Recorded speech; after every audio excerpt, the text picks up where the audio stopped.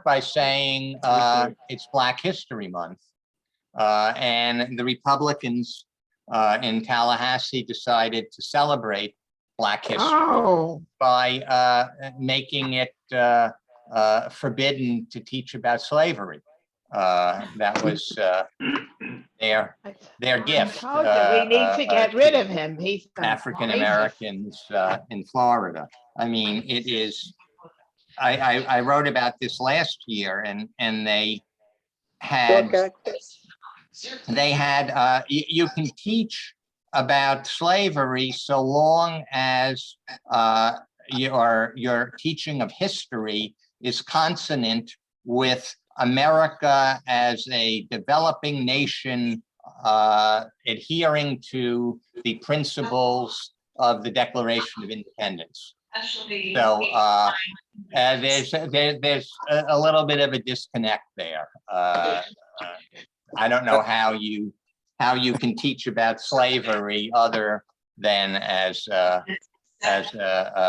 horror. But hey, Mike. Yes. Hey, Mike. Can I just let me just tell Terry something. Hey, Terry, we got the price of the bags, the shipping, and we should be getting a quote altogether. We're working on the messages for the 1,000 shopping bags, and I think by next week we'll be emailing you the quote. It came out, very, very inexpensive, having it manufactured. We're created down in Bogota, Colombia. Pete, I just most everybody here doesn't know what we're talking about. Can we take this offline and talk offline? I was just going to suggest that. Thank you. Sure. Yeah. Thank you. I appreciate that. And the other thing I would suggest, I was going to say, perhaps people could mute themselves in the background. Yes. Do that. I was just going to say that too. Yeah. Thank you. Yeah. Yeah. Thank you. Okay, Actually, so we're going to get started. What I'm going to do is I'm going to hit the mute all. Yeah. So Michael, unmute yourself, and when you need to talk, just unmute yourself. Hey, here we go, everybody. All right.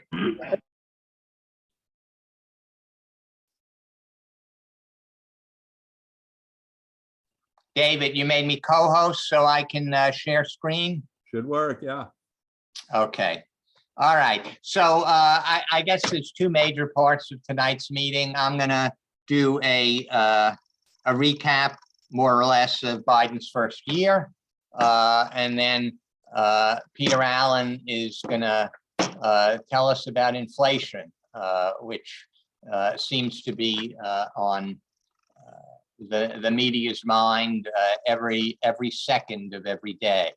So let me share my screen here so we can start.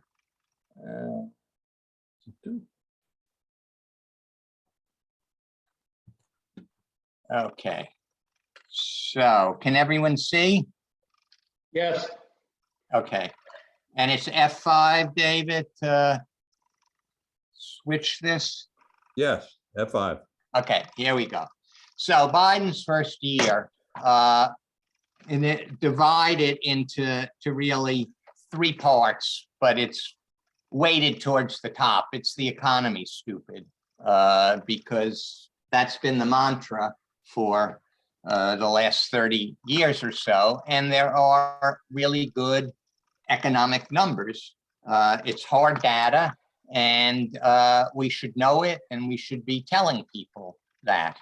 It's true that people's eyes glaze over, but when somebody tells you that the economy stinks and they wish it were the economy that Trump had, we need to be telling them not only is that false, but looking back over the last 8 presidents, which is something we'll do here, it's clear that Donald Trump was right. A broken clock is right twice a day. Donald Trump is right when he said back in 2004, I don't know why, but it seems that the economy always does better under Democrats. And that is in fact correct. So Biden's first year, this is really impressive. The only month that he had less than 300,000 jobs added was April. Over the course of the first year, he added 6.6 million jobs. And if you look back going to Jimmy Carter, that just blows everyone else out of the water. The interesting thing about this slide is that if you look at Carter, Carter's in second place. Carter was really maligned, and the media has taken recently to comparing Biden to Carter with the inflation, and Carter had the stagflation, but Carter's economic numbers were very good. Nearly 4 million jobs created in his first year, and in his single term here, 10 million jobs, over 10 million jobs. Reagan had 8 years to get 16 million jobs.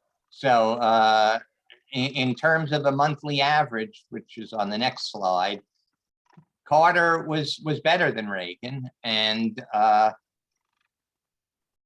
Biden again soars over them all with 6 million in a single year. Trump, of course, down there, the first president since Herbert Hoover, I think, to preside over a job loss during his presidency. Here are the monthly averages. And again, you can see Carter is just behind Clinton for the highest monthly average. The Republicans, Bush Sr., Bush Jr., and Trump are, pretty pathetic by comparison. Biden's average of 550 million jobs a month is unlikely to hold over his presidency, but it's a pretty impressive start. Here, what I did is I took the Democrats and the Republicans, evenly divided, 4 of each over the last 8 presidents. And Republicans actually had more months in office because Biden has had only 1 year in office. But in their 288 months in office, the Republicans added 17 million jobs. The Democrats, in fewer months in office, nearly tripled that with over 50 million. So again, you can see it on a monthly basis.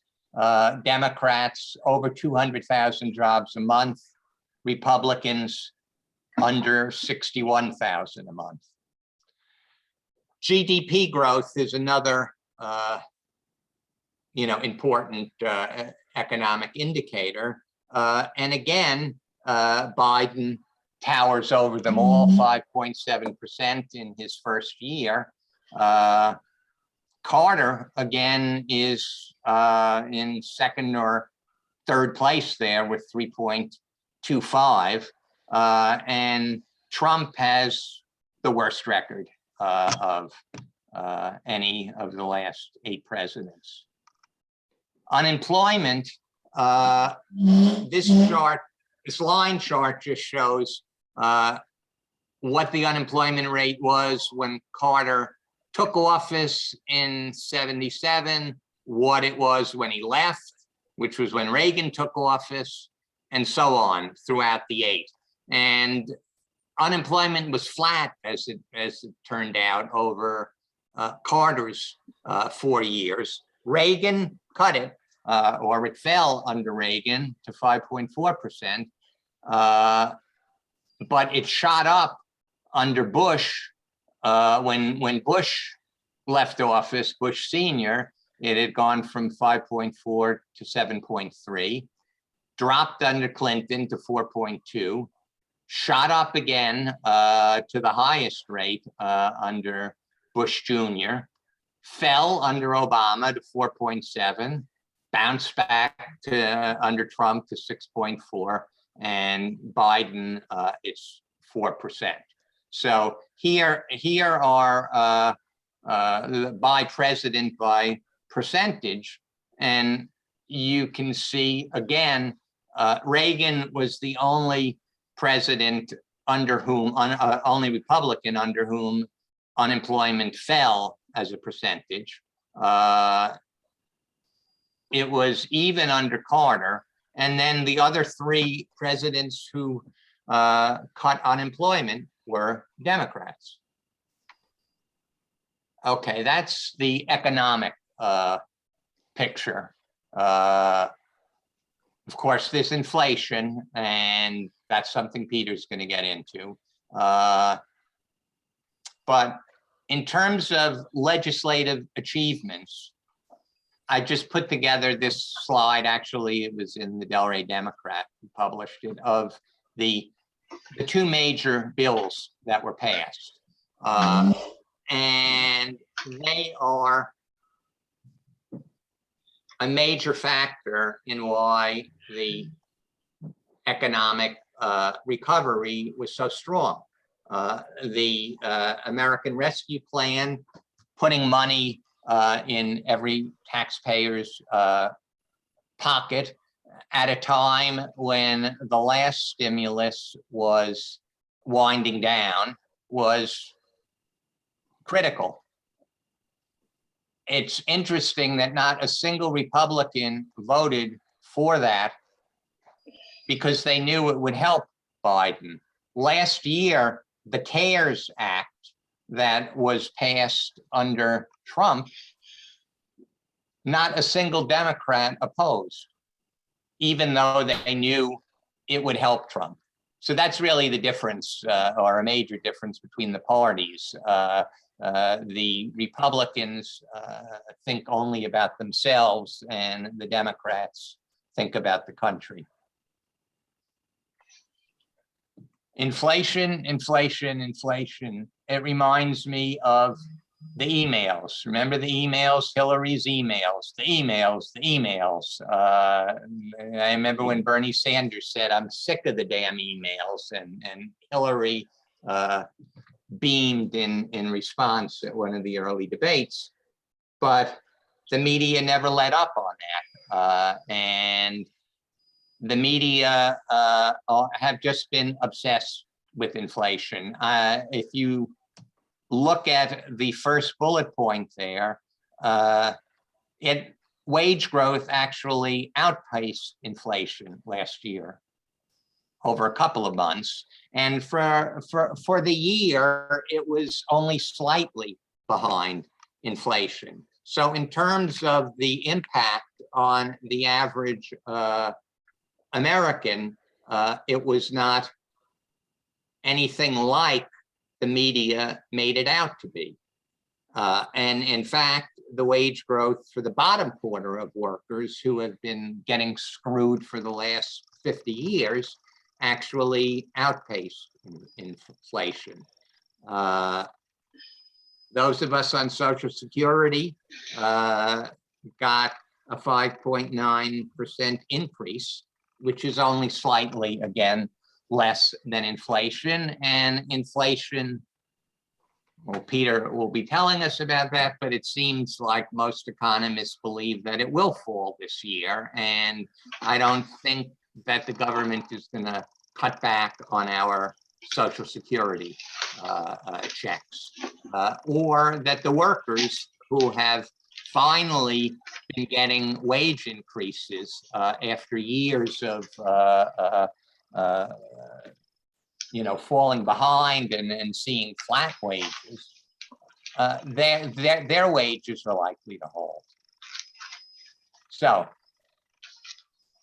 for those who don't know what the SCLM is, it's the so-called liberal media. It's the New York Times, it's CNN, it's what is accused of being the liberal media and really isn't. They're so afraid of being called liberal that they do things like the headlines from the Times that I that I have here. Biden overpromised and underdelivered on climate. Now trouble looms. I mean, that's almost like a New York Post headline, except it's better written. Let's look at each one of these. The article under that headline goes on to talk about the difficulties that Biden had, which any intelligent person knows. I mean, he had Joe Manchin in West Virginia. They were not going to be passing a $6 trillion or even a $3 trillion green energy bill. So here is an environmentalist, this Mr. Book, saying, while it didn't do as much as Biden promised, it's taken significant first steps. The world without Build Back Better may not be as green as Biden campaigned on, but it's likely to be greener still than anyone expected, okay? Does that merit the headline, he overpromised and underdelivered on climate? I guess it's factually true, but it's, you know, the kind of thing that the right-wing media would do and Times shouldn't be doing.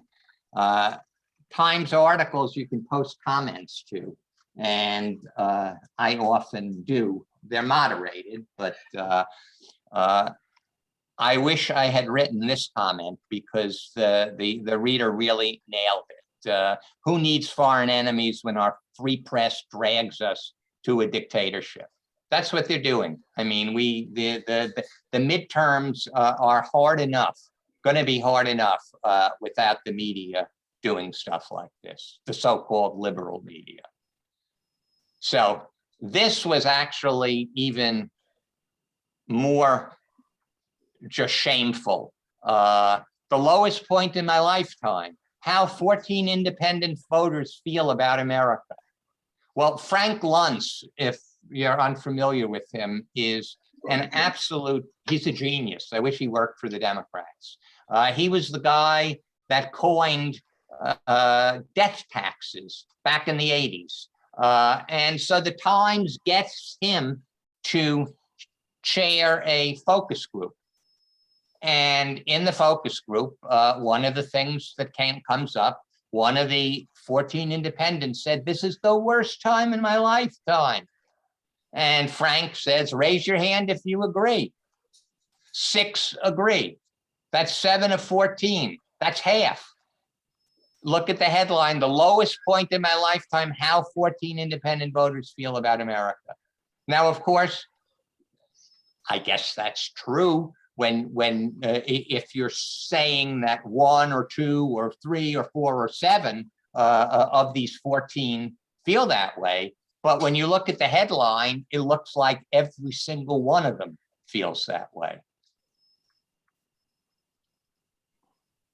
The media started out with Biden as the new FDR. I mean, they were, and it was a great start that he had. I mean, he underpromised and over-delivered on vaccinations until the Republicans realized that they needed to stop people from getting vaccinated because that helped spread COVID, and COVID undermined Trump's presidency. Trump would have been reelected but for COVID, I think, because it's the economy, stupid. And in their perverse and vile universe, Republicans probably thought, well, it's fair for COVID to remain with us long enough to undermine Biden and let us take back Congress and then the presidency. So now he's no longer the new FDR. And there was this snarky article by Nate Cohn, who is the statistician for the Times. He replaced Nate Silver, and Nate Silver was actually really good. Nate Cohn, not so much. So his article, this is what he says. This was the problem, and you hear this from a lot of people. The president's agenda has placed Democratic priorities over the voters' desire for practical help. Well, you know, actually the voters supported the agenda that Biden was trying to get through. He couldn't get it through because of cinema and Manchin, but that is what the voters wanted. And if Build Back Better had passed, it would have created more jobs, and we would be in a much better place. But the media, you know, it's the media's stupid. It's not the economy stupid. The media creates perceptions. And the last thing I'm going to say, I don't have it up on a slide, but they chart the consumer confidence index. And the most recent one in December, people were asked, how do you feel about your finances? And 63% said, pretty good. Then they asked them, how do you feel about the economy? And 29% said pretty good. 63 down to 29. Well, how do people form impressions about the economy? They inform them by their own personal experience, and what they read about and what they see on TV. And the perception is that the economy is doing badly, and it's not. So that is Biden's first year. I don't know if anyone has comments or questions, or we could move right into Peter's talk and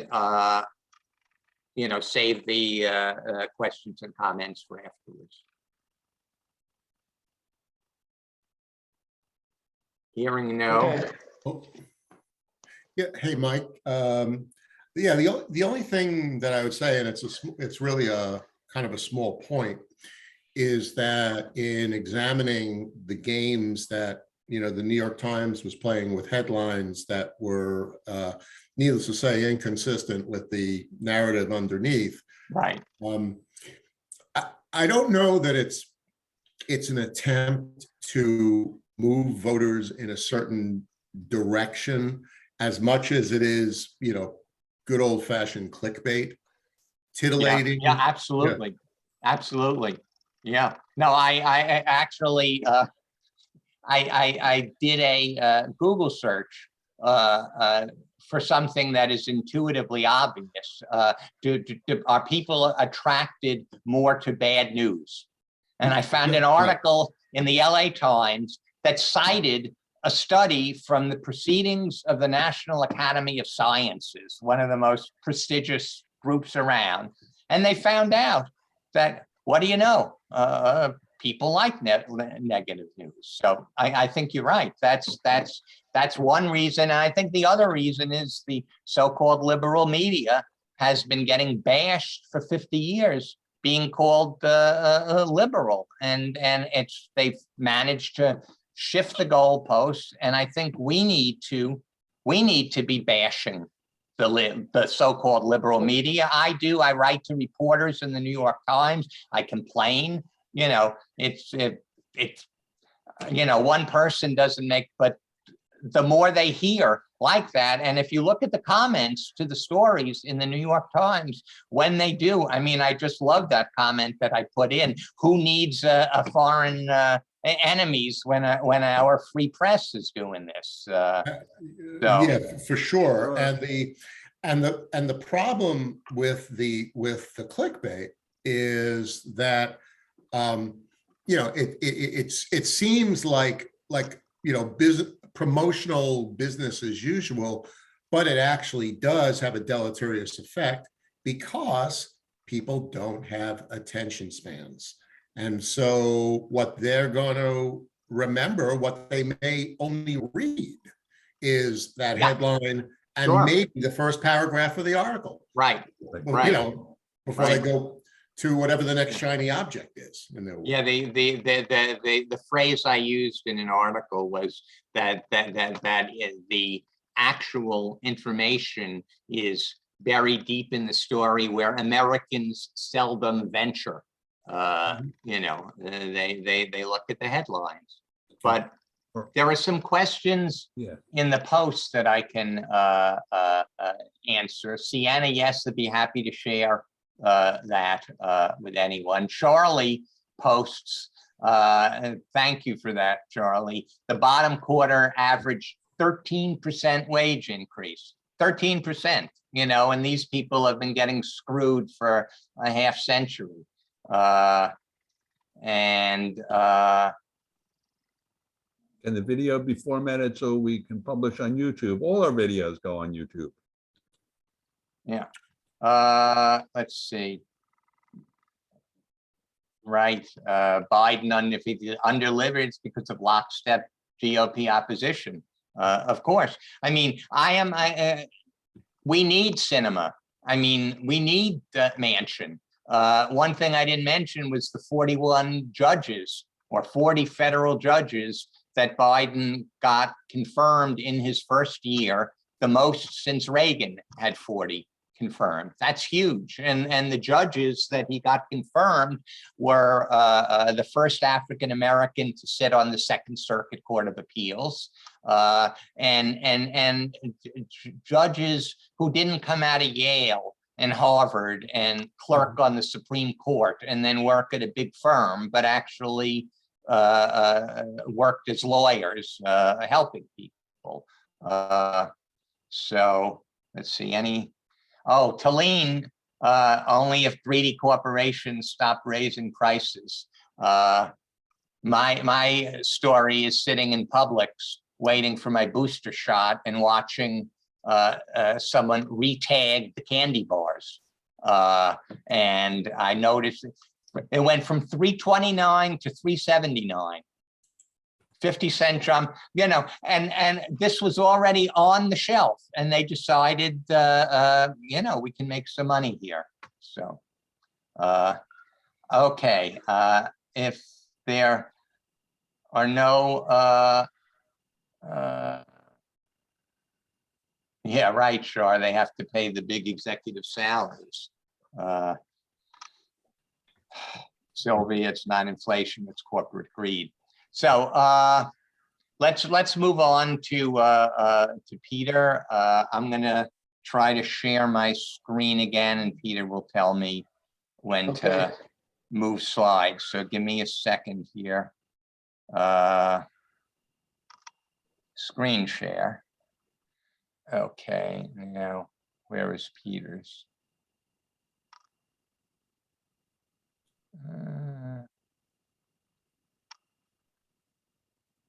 Hold on. I'm not finding it. Hold on, let me just open it up and maybe that will download. You have the file? Yeah, I have the file. I'm gonna go get it and open it. Open it first. Yeah. Okay, meeting presentation and much ado.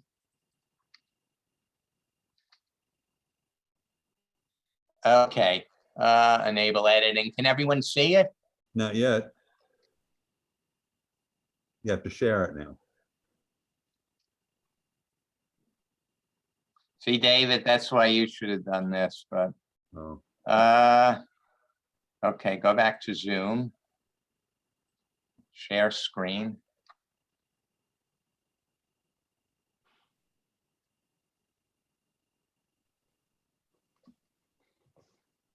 Show all. Oh, wait, here it is. Here we go. Here we go.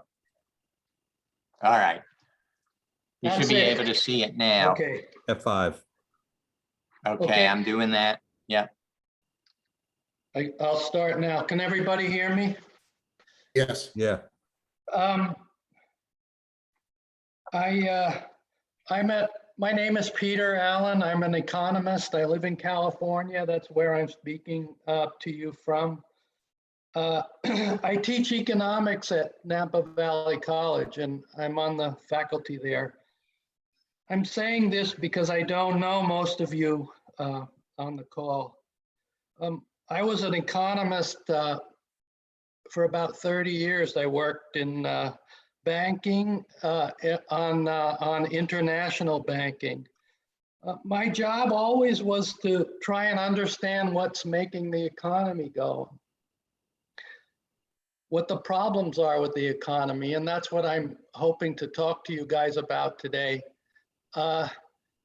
Since I don't know you, I thought I would paint a picture about what I think is causing this inflation, and then have a discussion about it with you. So I broke it down into 3 parts. What are people reacting to in terms of prices? What's the cause and what's going to happen now? Okay. So you can go to the next one, Michael. Okay. What are people reacting to? Okay. It's inflation. Inflation is the highest it's been since the early 80s. The last print, which is the last point there, is 7.5% per year. That's a number that was released this morning Right.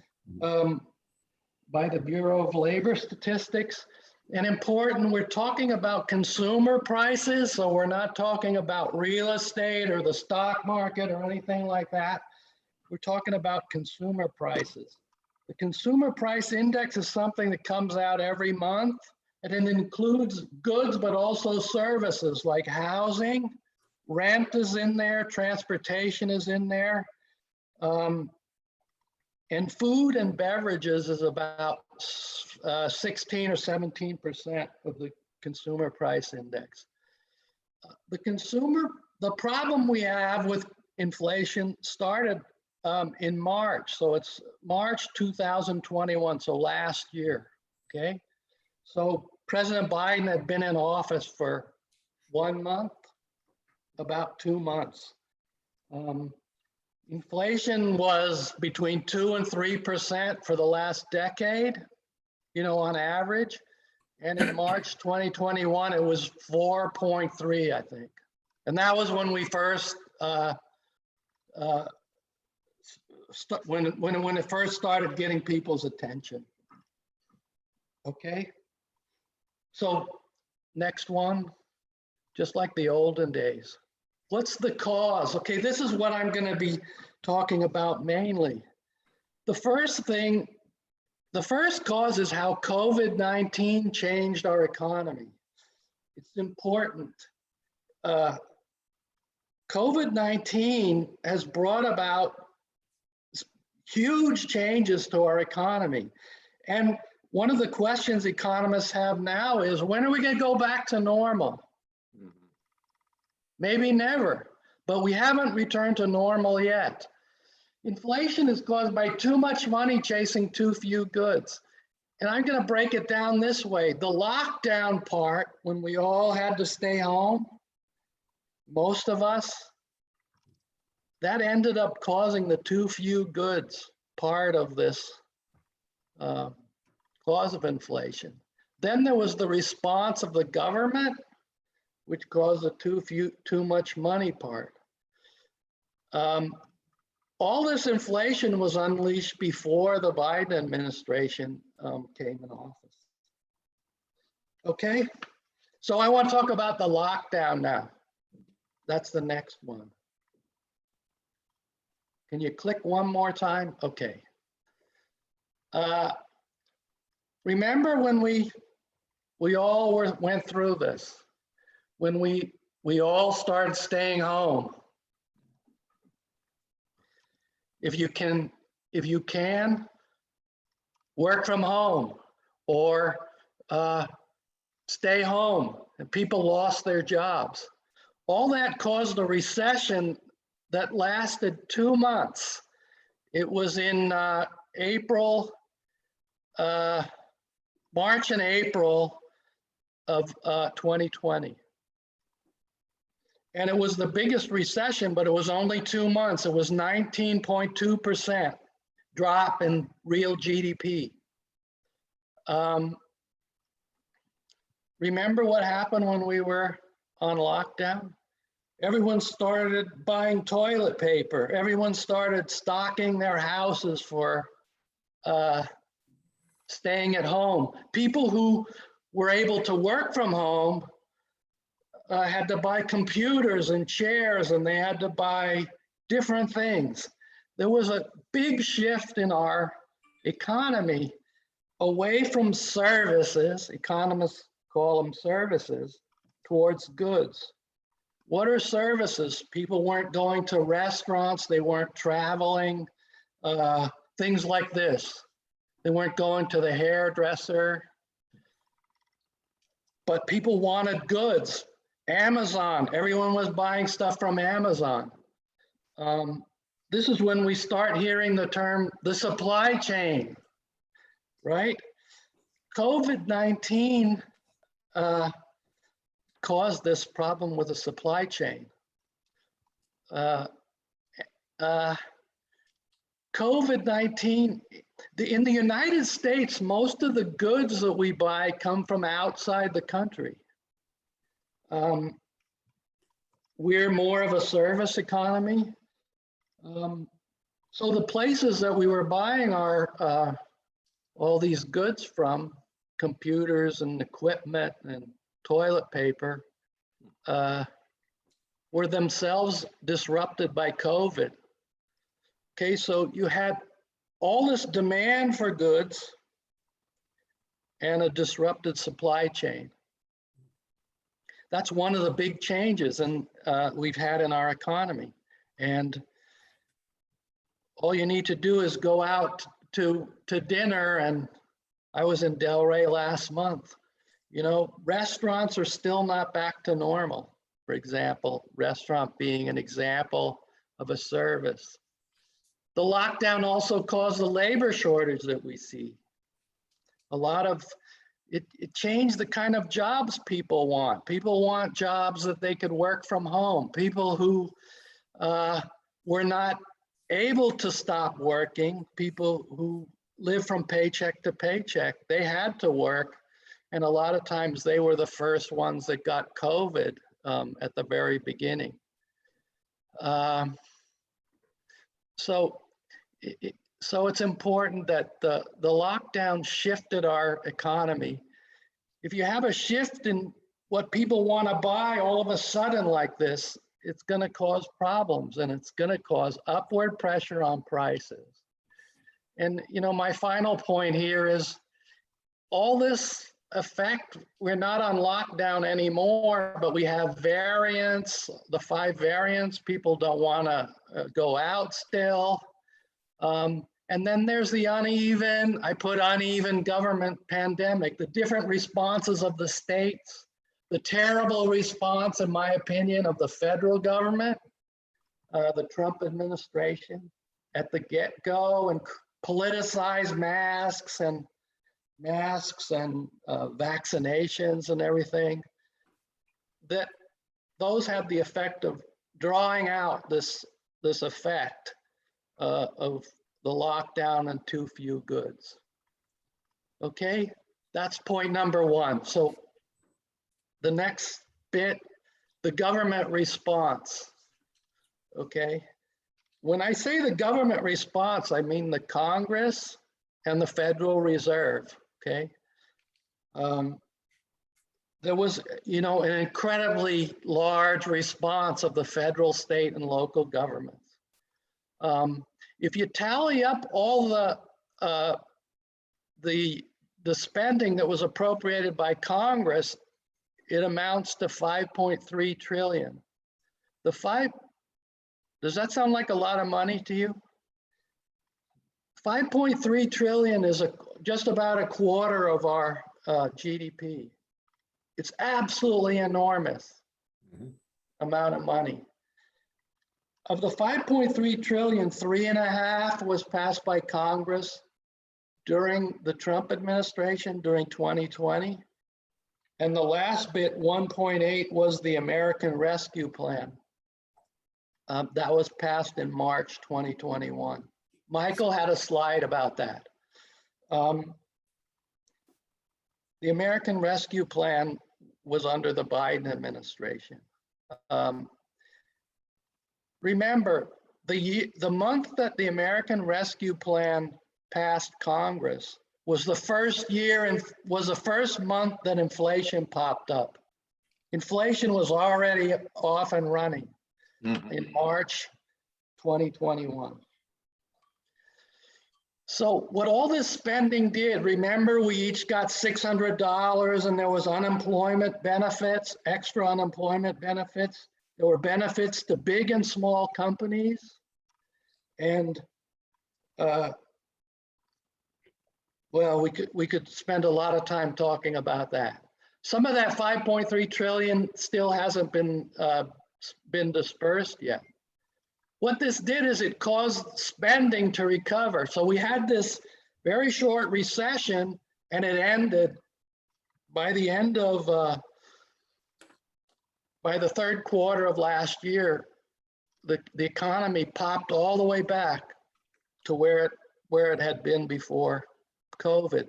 That's what I mean when I say spending recovered. So when you combine that with what happened with the lockdown and the shift in the demand for the shift in spending by houses towards good, you had this big excess demand for goods in the economy. And that's a big factor behind the rise in prices we started to see. People started going to the stores and they saw shelves empty. They went to buy toilet paper, but instead there was no toilet paper and they would buy something else, and they really didn't look at the prices anymore. People who follow the economy could tell that that was going to start putting upward pressure on prices. Retailers, when they see people behaving like that, they start marking up their prices.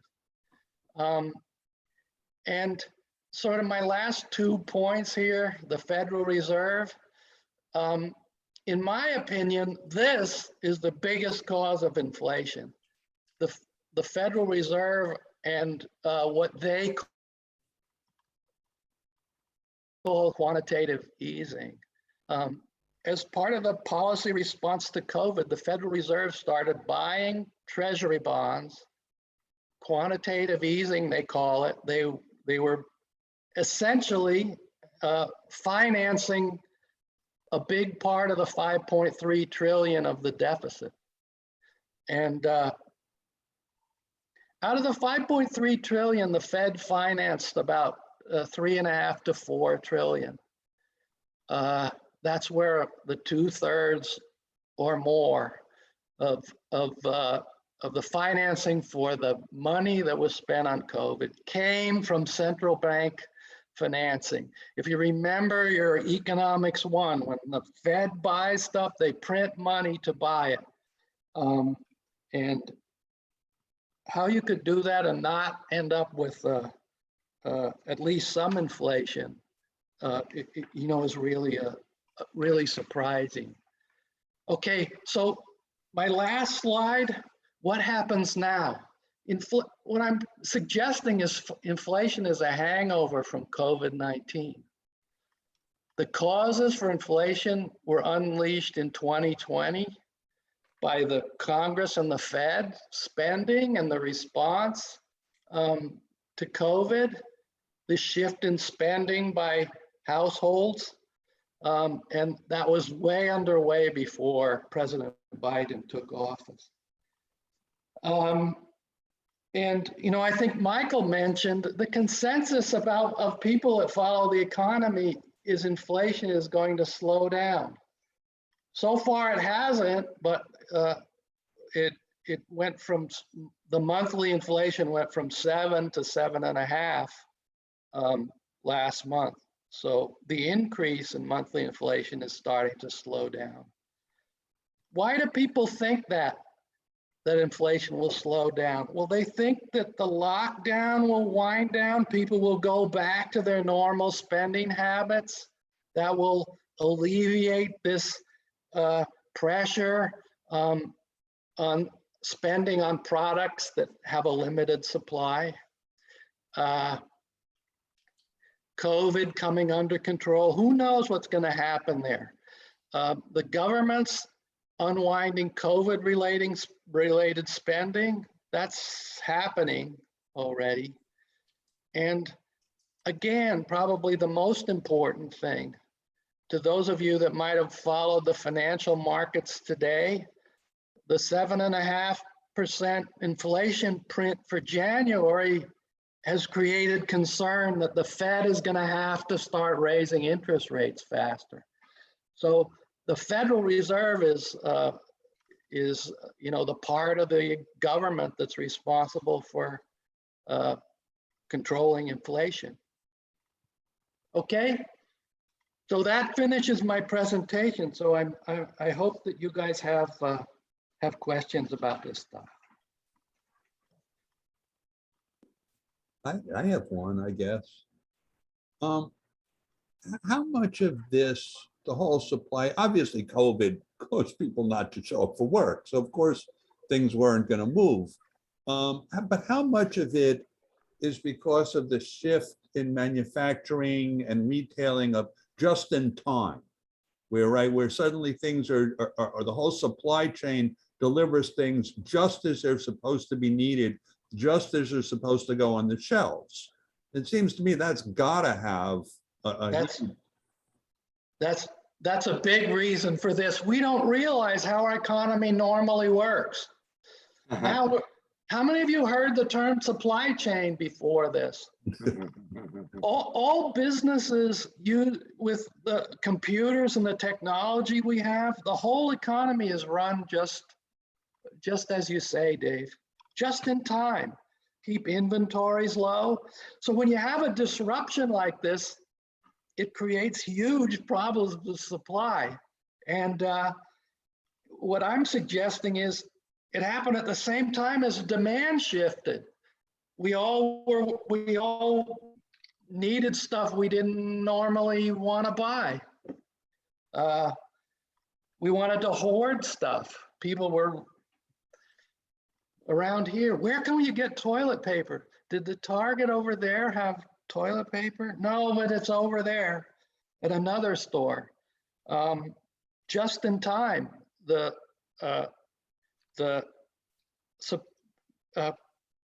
companies weren't prepared for this. I learned that toilet paper suppliers supply big companies just in time. And when everyone started staying at home, they had trouble shifting their toilet paper from supplying a company, an office building, to sending it to Target. I couldn't believe that. So there were a lot of products that were like that. About how inventory is managed is a big reason for what we've seen.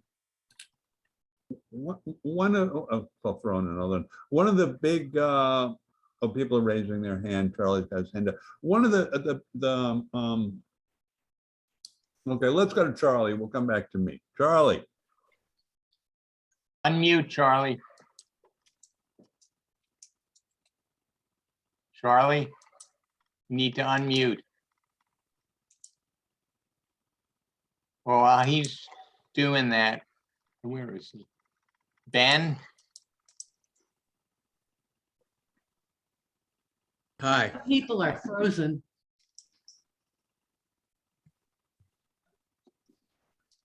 Hi, Ben. Go ahead. Yeah, regarding the Fed's increase of the money supply by printing money, how much of that initially at least was offsetting the loss in the money supply caused by the crash of the stock market? I think it was something like $7 trillion that was lost on paper, and other similar events when the economy crashed at the beginning of the pandemic. And other than the economy recovering and therefore increasing the money supply in response, to what extent does the tightening of the Federal Reserve promise that there will be such a squeeze on money supply that in itself could slow the inflation considerably? I'm sorry, I'm not expressing it that well. No, I got you. Before I answer that, I gotta say, this is my favorite topic. So I'm gonna try not to run on too much. The drop in the stock market that you talked about would have drawn down the money supply. The thing was that it popped, the stock market popped right back up. You know, at first, well, the lockdown, maybe it won't hurt. The markets always overreact to these things. Once they saw what the response was going to be, the stock market popped right back up. So whatever was lost came right back in to the value of stocks.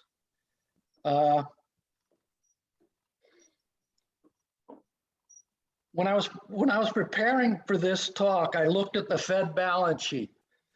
Don't do that, you guys. But the Fed's liabilities, which are basically the notes we have in our pocket, or at least some of us older folks have these green stuff things in our pocket, Federal Reserve notes. When COVID hit, the assets held on the Fed balance sheet were 4.2 trillion, and now they're 8.9 trillion. So that gives you an idea of how much they basically doubled the amount of Federal Reserve notes out there in the economy. Now, some of them are in bank vaults, okay? But the Fed pumped an enormous amount of economists would call it the reserves, monetary reserves into the economy. And a lot of it end up in the money supply, M1 and M2. And they did that through quantitative easing. In November, so 3 months ago, they said they're going to phase out QE. And they're going to be done with it in March. Okay, so they haven't told us exactly how much they've cut back. They were buying $120 billion every month. That was quantitative easing. They're not buying that much. They're buying a smaller amount, smaller unknown amount, and they're supposed to stop in March. So this increase in the money supply should stop. As far as reducing it, this is a big topic. Instead of quantitative easing, quantitative tightening, is that going to happen? There's a lot of, what the Fed has said about that's been very vague. That's what I would say now. So quantitative tightening would mean that they would actually buy securities, or sorry, they would sell securities into the market instead of buying them. But I think that's way off in the future. Does that answer your question? Well, partially. The question was partial and your answer was partial. So, but we don't have enough time for all of it to do that. Dave? Yeah, one of the things I hear from the right wing all the time is, all the problem is those ships outside of LA, all stacked up, the container ships. Oh, Long Beach. Or Long Beach, somewhere out in the West Coast there. I'm sure they're coming in other places. I'm sure New York has a few ports as well. How much of that is fact? How much of that is, I actually read a pretty good article on a right-wing website about what's really causing it. And they're talking about such things as there just aren't room to keep putting them. So they keep putting the containers on top of other containers. So the ones on the bottom actually don't get to go out because the new ones are coming in and being put on top. It was an interesting, something I'd never thought of. Do you have any insight on whether that has anything to do with anything or? Yeah, I've seen articles about that too, all over the place. Last summer I was in Greece, and the ports in Greece have this problem too. It's not just,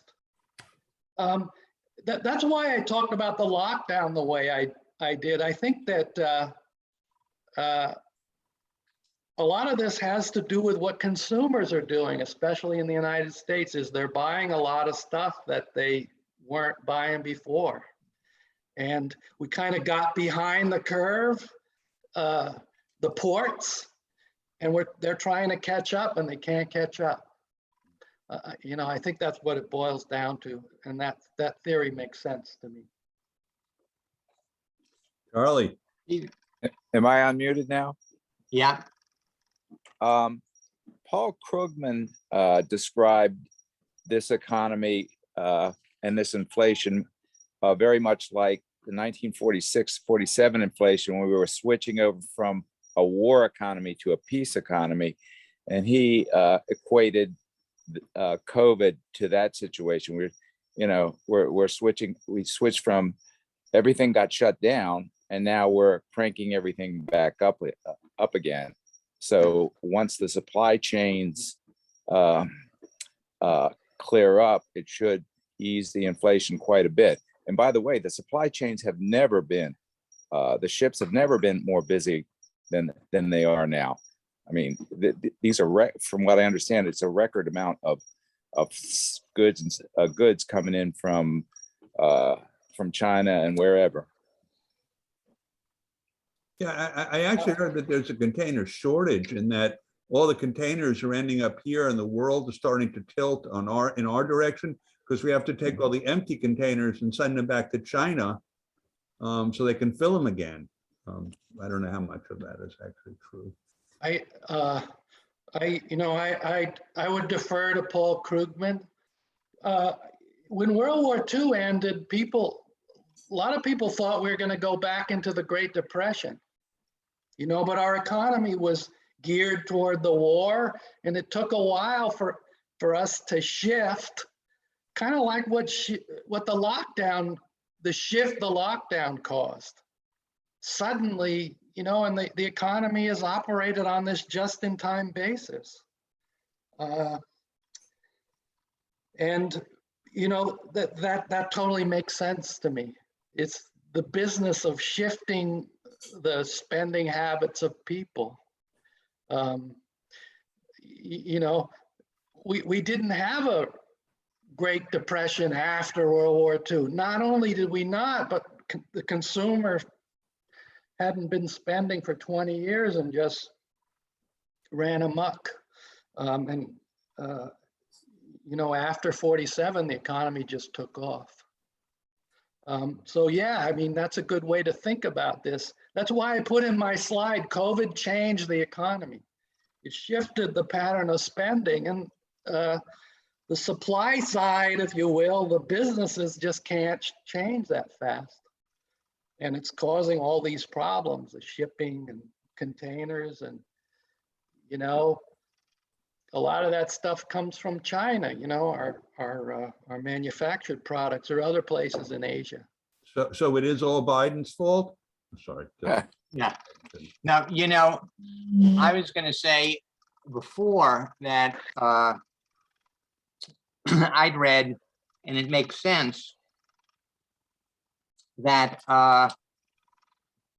back in June, I remember May Day was Biden's first 100 days, and it was an incredibly fast and successful start, not only with respect to legislation and with respect to the job reports, but the vaccinations. And then all of a sudden, and I said in my presentation that the perverse and vile universe that Republicans inhabit, it was fair play that COVID should haunt Biden the way it haunted Trump. In Trump's case, it was because his response was chaotic and incompetent, and if somebody who wasn't chaotic and incompetent had been in the White House, then it's quite possible that the whole trajectory would have been different. But that's what it was in 2020. And in 2021, by spreading lies about vaccination, by discouraging Republicans, 60% of Republicans are vaccinated, 92% of Democrats are vaccinated. What happened with the Delta variant? We were, I think, on route to reopening the economy last summer, and then Delta hit, and all of that money should have been chasing trips to Greece and vacations and eating out. And you mentioned before about Delray that it looked like it wasn't back to pre-COVID levels. Anytime I've been downtown, it's like it's scary how many people during Omicron. The restaurants were full. I mean, I don't think they were full of Democrats, but there were a lot of people eating out. And if they weren't eating out last summer when Delta hit, and if not for the fact that all of that money wasn't chasing services, it was supposed to be chasing services, and it chased goods. Yeah, well, at least a big part of it, because the people who are working from home, they needed to equip themselves. Michael, I think there's no question this is a kind of an alternative reality, but the way the executive branch, the way the Trump administration handled COVID from the start made this much, much worse. Yeah. There's no politicize everything, and for whatever reason, they just keep on with that. Yeah. The overall approach telling us the only national office holder, the president elected by all the people, told us that it was going to be over by the summer, remember? Yeah. The incompetence is beyond belief. I cataloged back, I guess, in the summer of 2020, all of the things he said. I put it in our newsletter, and they went back and forth. Sometimes it'll all be over by, like it never happened. And then it was, I knew all along it was going to be a big problem. He was just so terrified of having it cost him the re-election, and it did. And it might not have. He could have rallied people behind like a war president, and instead he did what someone referred to as a 2-hour free-form therapy session when he had the press conferences, and until his people made him stop because he was walking around the stage and waving his arms and telling people to drink Lysol, and it scared a lot of people. So. I think he acted like somebody who was 2 years old, like this is not good for me, Right. But when we think about the economy, the effect on people's expectations about their spending, about their optimism, how they feel about the future, what the president says has tremendous influence. The president says this, and there just aren't that many offices in our country that are like that. And he did tremendous damage to our country and to himself. Yeah. Well, I hope maybe. I hope so. I had one more question about quantitative easing. Because under Obama, there was a lot of quantitative easing. And there was a lot of attacks on Obama for doing it, you know, printing money. And I mean, Republicans are only worried about the deficit when a Democrat is in the White House. But it was, I'm wondering, was the reason that inflation didn't spike at that time was that we were in the Great Recession and you needed to keep pumping money into the economy? Yeah. Quantitative easing was invented by Ben Bernanke. Remember him? Mhm. Yeah. He's the guy that started that. And what quantitative easing is just buying treasury bonds. Normally, the Fed only bought federal funds, which are very short-term instruments. They buy 10-year, 5, 10, 20, 30-year treasury bonds. That's what quantitative easing is.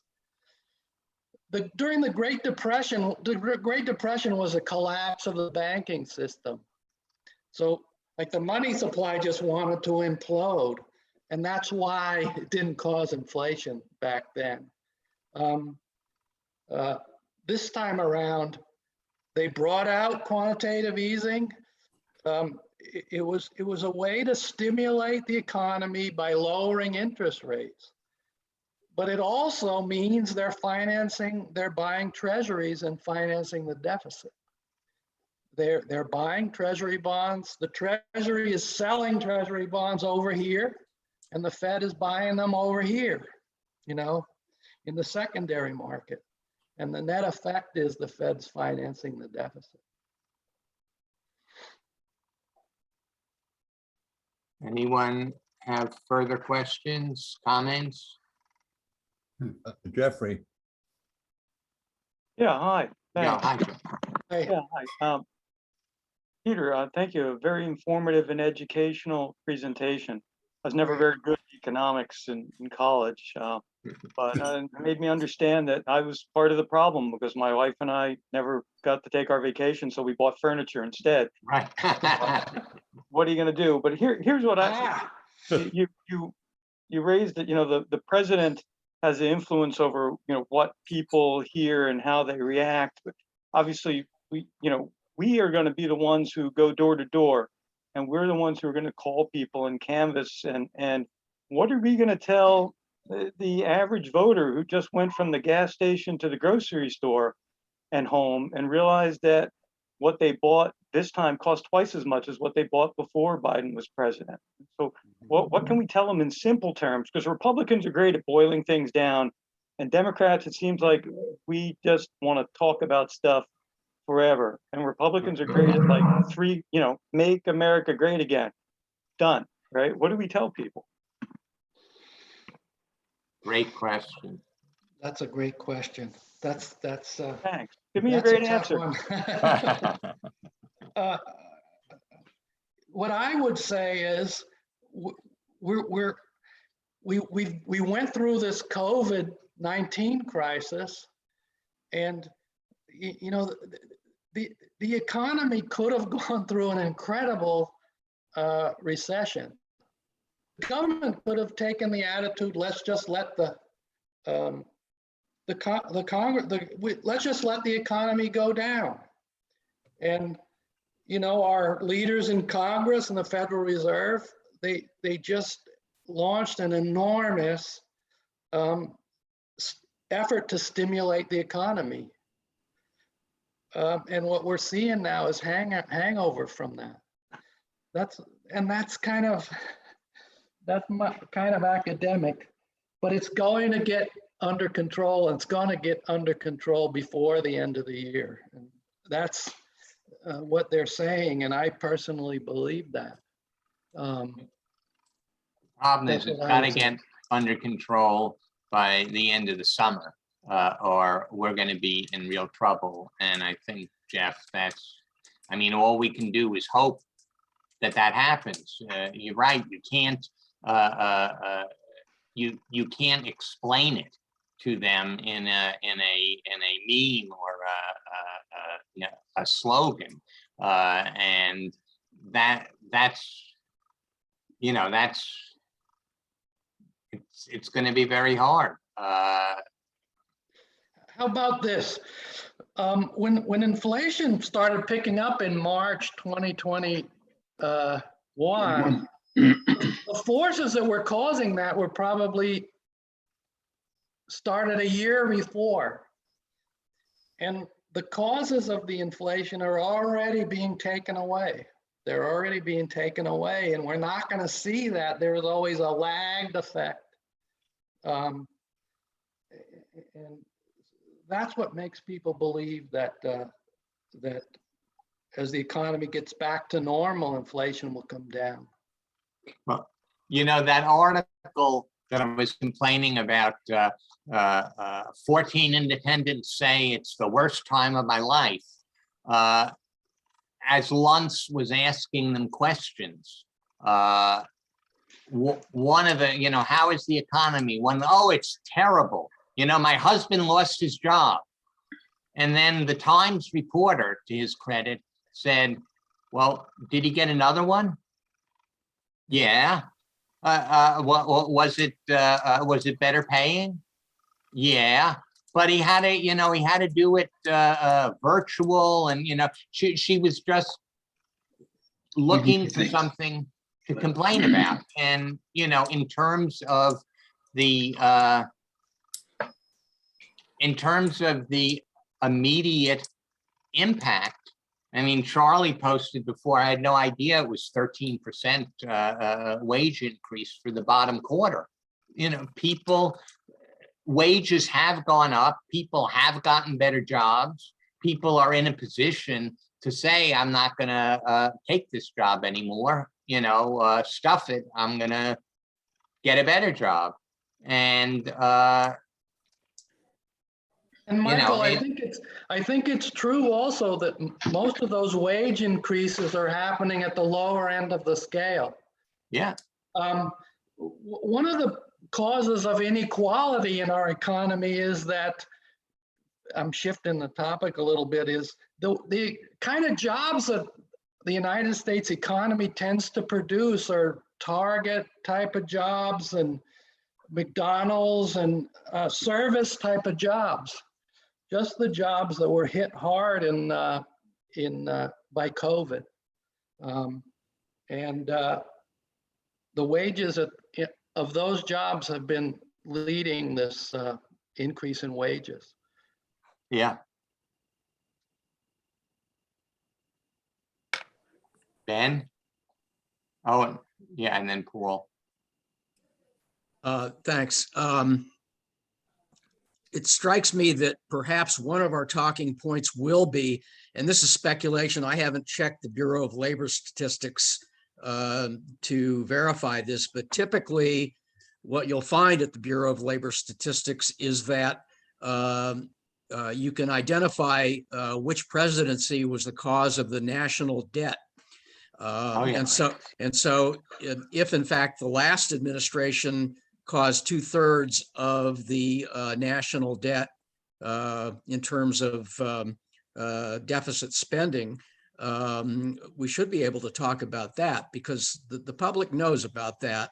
And so if you show them, maybe we carry charts around with us to show them who created which aspects of which portion of the national debt, we might have something to say.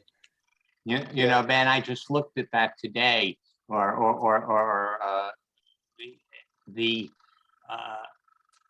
it was a 50% increase under Trump. And I would always tell people, Saint Ronnie Reagan, the federal deficit tripled under him. When Carter left office, it was just under $1 trillion, and it was close to $3 trillion by the time he left office. Those are small numbers, but in terms of percentage increase, George Bush doubled it with the Iraq War and the 2 tax cuts. But the one that bore the brunt of it was Obama. The deficit's never been higher. Well, the deficit never has been high at that point because it keeps going up. But in terms of the increase percentage wise under Obama, it was much less. And in the last couple of years of his administration, it was coming down. Then Trump comes in, and when you're at 17 or 18 trillion dollar debt, adding $8 trillion, which is, you know, triple what the total debt was when Reagan left office. $8 trillion is not a big percentage of the debt that there was when Trump came into office. So That increase was caused by the tax cut, right? The tax cuts under Trump. But then the number that I gave, the 5.3 trillion of COVID, about 3.5 of that was under Trump. So that's most of the, and that would have gone straight into the federal debt. I just saw the federal debt's 30 trillion. That's gross. Yeah. So our GDP is 24. So the GDP is 24, the federal debt's 30. So it's 100 something plus. right, 125%. The problem as I see it is this: we can have this esoteric discussion regarding percentages and trillions, etc. But the average voter sees the price at the pump, sees the price at Publix, and the president insists that his Build Back Better plan, which is as a whole is dead in the water, but if parts of it gets through, he insists that this will help bring down inflation. The problem is he doesn't have the 50 votes to get it through, maybe some pieces. But I think he's got to get some things through quickly in the next few months. Hopefully, inflation will come down by summer. Otherwise, it's because the average voter is going to continue to see going to get gas and the grocery store. And if gas remains high, it's going to be a big problem. But we need more ammunition to convince them. But talking about, how whether Trump was responsible and the debt and something, that goes over the heads of most voters, I believe.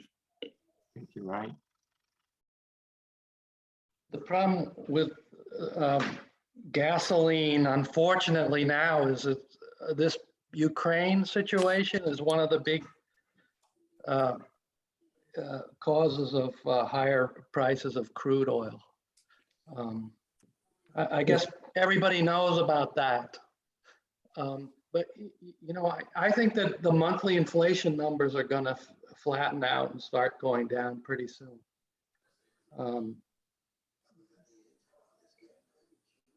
Could I make a comment? Please. It's Sylvia Whiting. How do you switch the messaging? How do we, is it really inflation that's the issue, or is it that corporate greed is the issue, that they're controlling workers' rights, they're trying to disband unions? I know Biden is really working on the whole union issue. And how do we get the message out that it's really that employers are shafting workers? It's not inflation, that they're making workers work overtime for unlimited hours. They're controlling wages, though some wages have gone up, but the prices aren't going to come down once inflation reduces. The prices are going to stay the same. How do we change the messaging so that it really says what needs to be said about what's happening? That's the issue. And if the Democrats don't get their messaging together, and those of us that are trying to get some messages out there, what do we do to address that?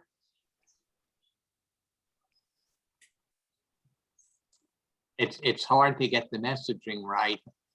It's hard to find messaging that works when, as Jeff and Jeff began this chain, and when people go to the gas station in Publix, that's what they're focused on, and it's hard to it's hard to explain to them. I mean, Frank Luntz, who invented the term death tax, got that during a focus group that he ran out in Orange County, where a bunch of people, very wealthy individuals, wanted to get rid of the estate tax. And he said at the time, he thought, well, that's never going to happen because it only affects like, half of a percent or, 100, not even that. How are we going to, the average person doesn't have to worry about the estate taxes because the estate that's being left is not going to be taxed. It's a graduated tax. And somebody said, well, why don't we call it death taxes? And he ran with it. And people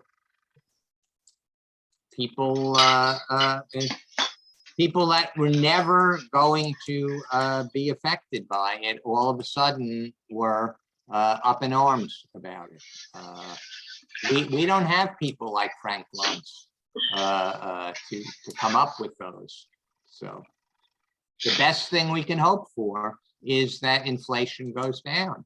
And I mean, I personally think that what you said, Paul, about in pieces, I think that I think Biden knows that he's got to get something through, and I think that they will get a smaller bill through.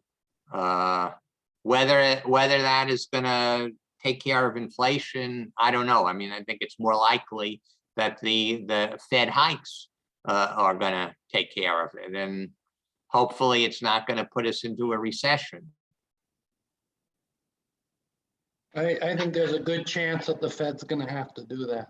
One of a question I have about messaging is, you mentioned this, Michael. If you ask people, I've seen polls like this, how's your household finances doing? Well, they're a little bit better. How's the economy doing? How do you feel about the country? Just absolutely terrible. People are very negative. And I don't know how do you change that? It has to do with the media, I think. Yes. Yeah. Mark? No, it had, and the media, as Bob said before, bad news, clickbait, bad news sells papers, and that's what they are pushing. And then, I mean, I don't understand independents. I mean, how can you? I love when independents say, well, I like to listen to both sides. I'll watch Fox News and then CNN, as if CNN is Democracy Now or some truly left-wing nation. Yeah. And I like to listen to both sides. Now, one side thinks that climate change is an existential threat. The other side thinks it's a Chinese hoax. I'm not really sure which it is. I mean, I don't know how I don't know how you reach. I mean, I was talking to our internist during 2021. This was a guy, or during 2020, this guy would have voted for Trump. He would have voted for Trump, but for COVID. Because his 401k was doing okay, and that's what. The fact that the guy was unfit in every sense for any public office didn't really matter as long as his portfolio was doing all right, and that's Bill Clinton said it well. It's the economy, stupid. Stupid, right? Yeah. Well, but then I said it's the media, stupid, because the media is behind that. It's what Peter just said. People. Why do people think it's so terrible? They're okay. I mean, if the consumer confidence index had, 35% of the people thinking their personal finances were good, and 29% thinking that the economy was good, that would make sense. But if 63% think that they're doing well, but 29% think that the economy's doing badly, it's because of what they're seeing in the media. It's to me, that's the only explanation. So, Ben? Oh, Yeah, it's the economy, stupid, at least at the present times, is dependent on two big danger points, and we've only touched on one. The first, of course, is COVID. The second is whether President Biden is successful at preventing a war in the Ukraine, and who knows beyond that. Putting aside all the death and destruction, if there is a war, the price at the pump will go through the roof. right. absolutely. Yeah. Absolutely. And so what we're talking about in a lot of ways are components, both positive and negative components, that in totality will cause a voter to answer for themselves the essential question that Ronald Reagan asked when he ran against Fritz Mondale in 1984. Is your life better today than it was 4 years ago? That soundbite worked for him. So now, because the soundbite works, the challenge here is in us being able to present a narrative so that that voter, to lead that voter to a decision, to an answer of yes, my life is better than it was on October 31st, 2020. That's where we have to take it.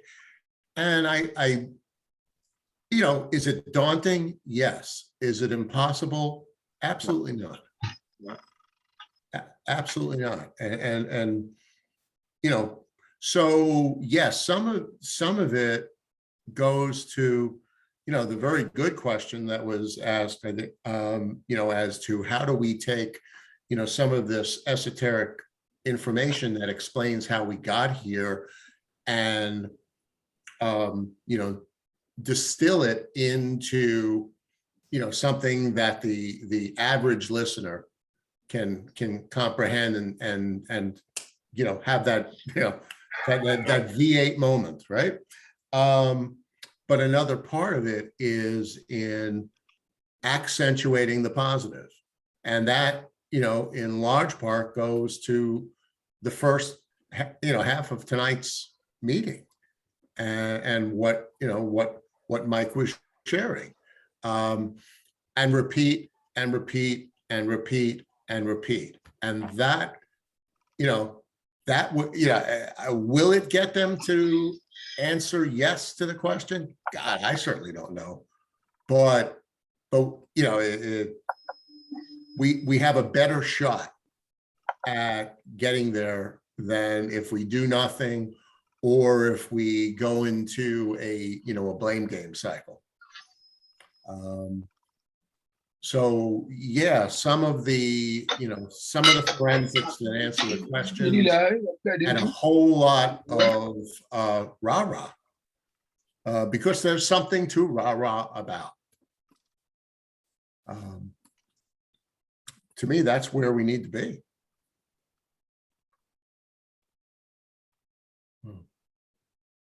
Agreed. Anyone else?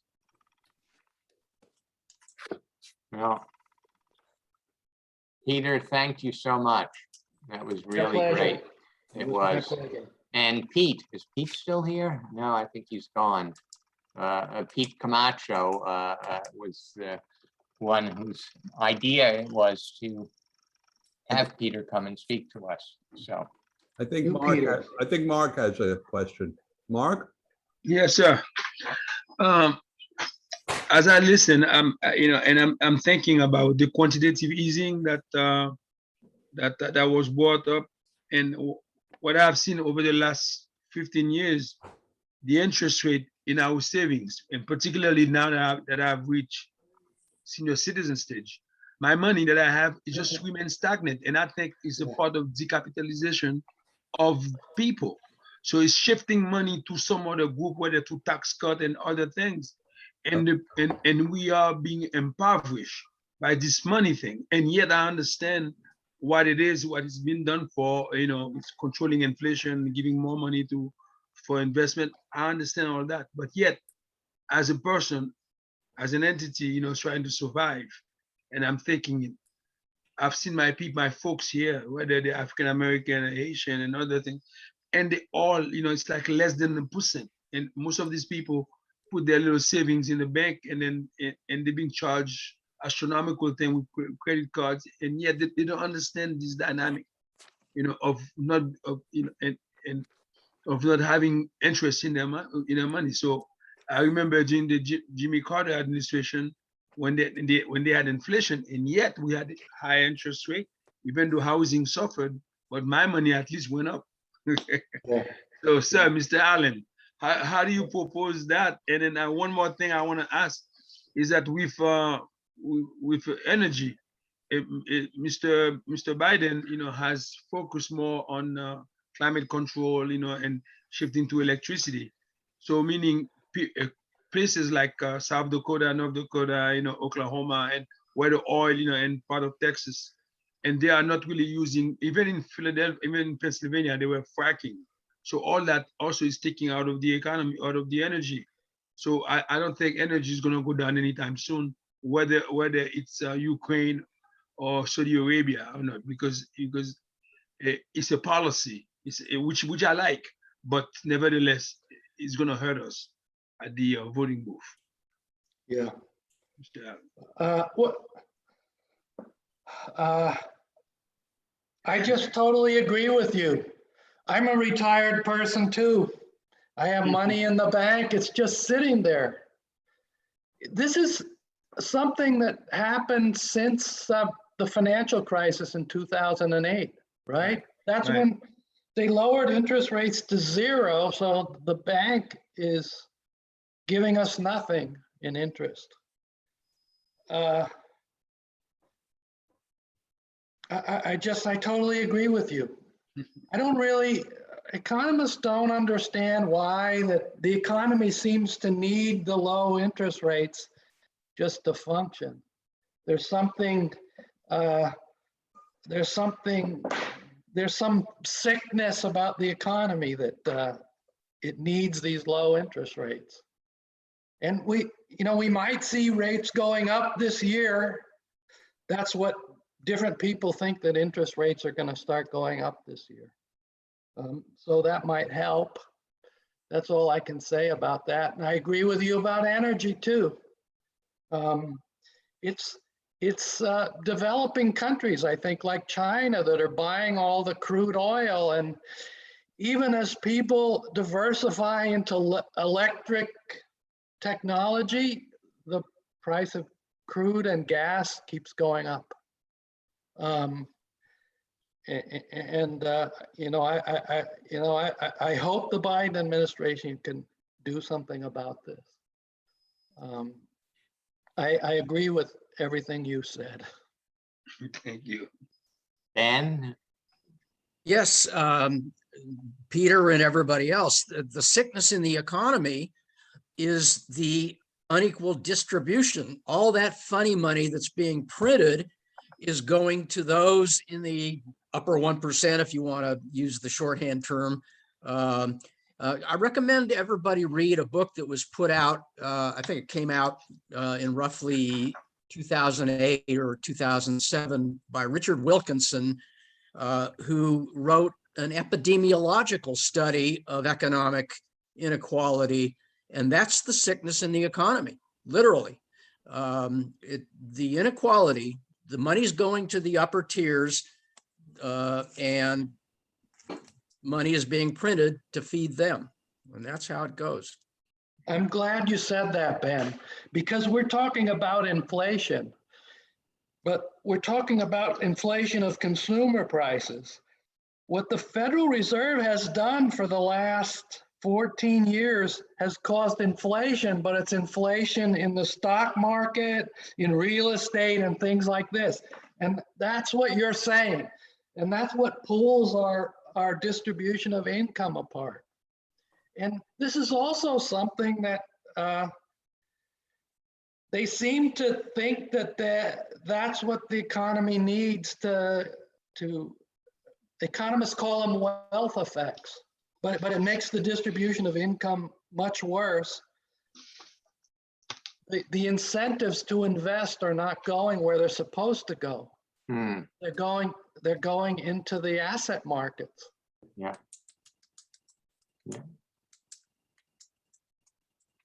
Thank you. Which really is inflation, if you ask me. It's just not consumer price inflation.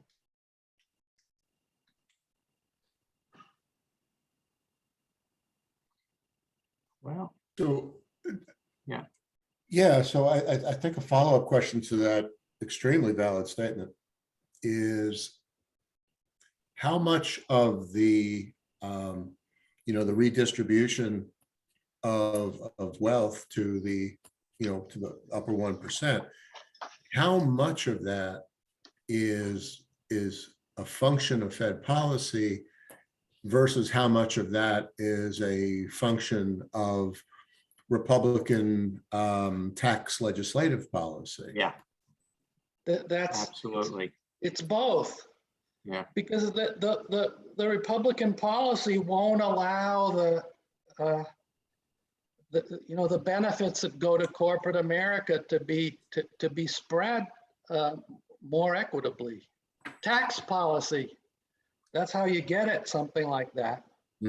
It's why Warren Buffett pays a lower tax rate than his secretary. Yeah. And he offered $1 million, and this is like going back a decade now, to any Fortune 400 CEO who could prove that he paid a higher tax rate than his secretary, and there were no takers.